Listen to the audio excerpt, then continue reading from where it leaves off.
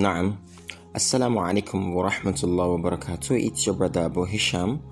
I'm currently making this audio to serve as response to the negative replies I got concerning the picture I posted of the sister Aisha Yusuf, who is currently out there protesting about the whole police brutality and SARS, inhumane method of handling the citizens. So the reason why I am making this a priority is because I think a lot of Muslims are really getting this thing wrong. Firstly, I would want us to understand the Islamic position of protest. And you remember the hadith of the Prophet Muhammad sallallahu alaihi wasallam that says anybody who introduces a matter that is new to this religion, a matter that is alien to this religion of ours, will have it rejected. Meaning, if you bring in something that is contrary to the true teachings of Islam, then it won't be accepted. Now, so we should understand that Islam is not a religion of emotion. There is no sentiment in Islam. It is just how it is. It is just how it is that we are going to take it. We are the people who hear and we obey. We Muslims are not just human living on earth without guidance.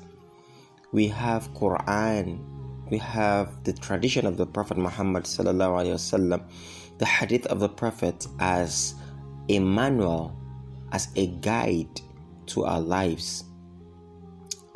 Every other thing in this dunya, wallahi, are secondary.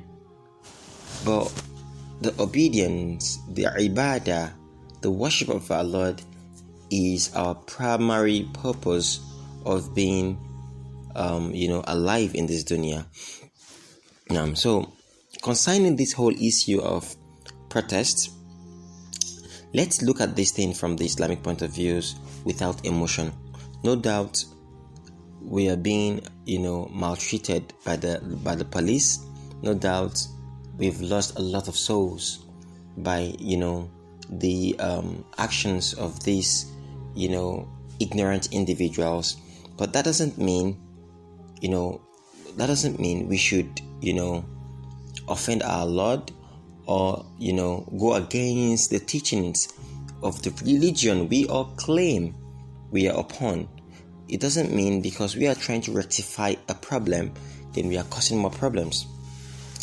The Sahaba, radiallahu anhuma, they all suffered oppression under Hajjaj ibn Yusuf. When Hajjaj ibn Yusuf was a ruler, they all suffered. As did the Tabi'een, those who followed them, they all suffered. Abdullah ibn Zubayr, this Sahaba, was killed by Hajjaj ibn Yusuf. In fact, he was crucified. You all know what it means for one to be crucified. Nailed. And the Kaaba was demolished. This was after the time of the four caliphs. Yet the Sahaba radiallahu anhuma never demonstrated in the streets. What could be as bad as this? Seeing a fellow Sahaba being crucified, seeing the house of Allah being demolished, and there was nothing like demonstration. The Prophet Muhammad sallallahu alaihi wasallam never demonstrated. The Prophet Muhammad sallallahu alaihi wasallam never instructed the Sahaba to go out on the street to demonstrate, to protest, carrying placards and the likes of it. Not at all. This was after the Prophet Muhammad sallallahu alaihi wasallam, the Kaaba was demolished. There was nothing like protests. Why? Because these are not legislated. These are not legislated means of what? Of rectification. Everything has its own rulings. There is no matter that is left untouched. Everything was taken care of by Allah subhanahu wa ta'ala and His Rasul Muhammad sallallahu alayhi wasallam. Instead, these innovated practices will only lead to greater evil. Look at the Arabian world today. Look at Palestine. Why are they facing these issues today? Why are they being brutalized? It is because of the fact that they are faced with a situation and they are not using the method legislated by the Prophet Muhammad sallallahu alaihi wasallam. Instead, you see them all out protesting. Now look at the end result of protesting and rebelling against people of authority. It will bring nothing. It will bring no good result. It will yield no good result. Rather, it will even increase the oppression. And if you want to see the proof, like I said, then look at the Muslim world today. Look where demonstrating against the authorities has led them. Just take a look, using Palestine as a case study. So you see, now let's even use this, our current situation in Nigeria as a case study. I was told, is it in Oshogbo? Or I've forgotten the name of this place. Either Oshogbo or Ijebode, I don't know. Some people were killed, all in the name of protest. Just imagine. All in the name of protest. So it will only lead to more destruction. Wallahi, protest is not from the Sunnah. And the only time we can have success in everything we do is when we go back to the Sunnah and start our lives afresh. Go back to the Sunnah. That is the only time we will be able to live a peaceful life. That is the only time we will be able to live a fulfilled life. I am in no support about the whole brutality of the police. I am in no support. And I truly sympathize with people who had encountered these ill actions of the police. It's not a thing I am pleased with. But what I am trying to bring out, or the point I'm trying to bring out, is it is unnecessary taking the other route. Because I'll tell you, you might have an argument, your argument might be good, your argument might be sound, but if you don't follow your argument with a proper methodology, or through a proper methodology, you will end up being on the wrong side.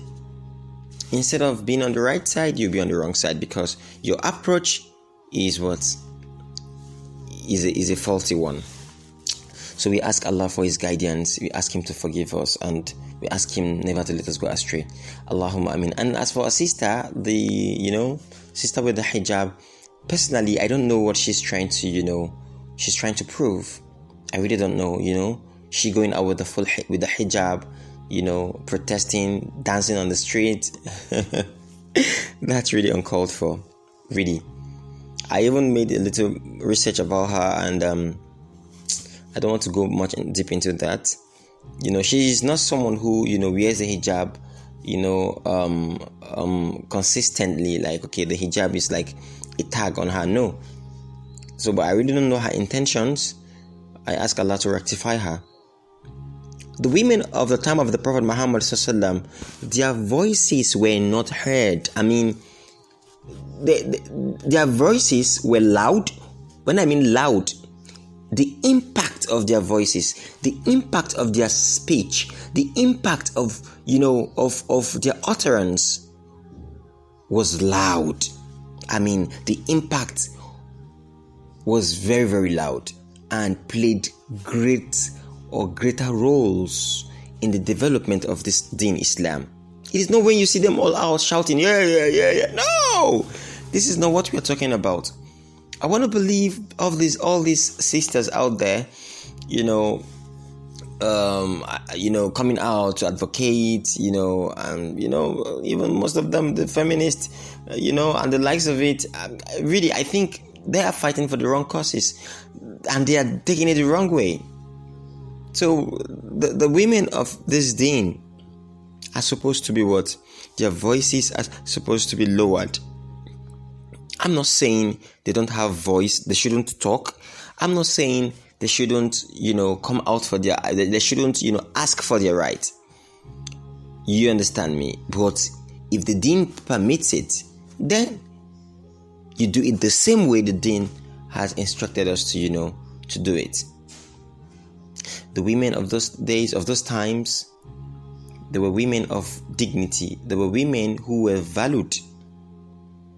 They were women who were all recognized.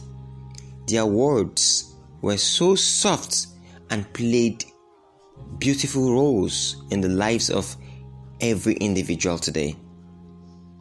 Their contribution to this deen, subhanallah, was it's not something we can quantify. It's not something we can measure. They tried their best because they did it with great sincerity, with nothing attached. Their intention, wallahi, were, subhanallah, all for the sake of Allah, just to seek the pleasure of Allah, not to be recognized, not to be seen by the people, not to be praised by the people, not to be called, heroines, or I don't know how they call it in English.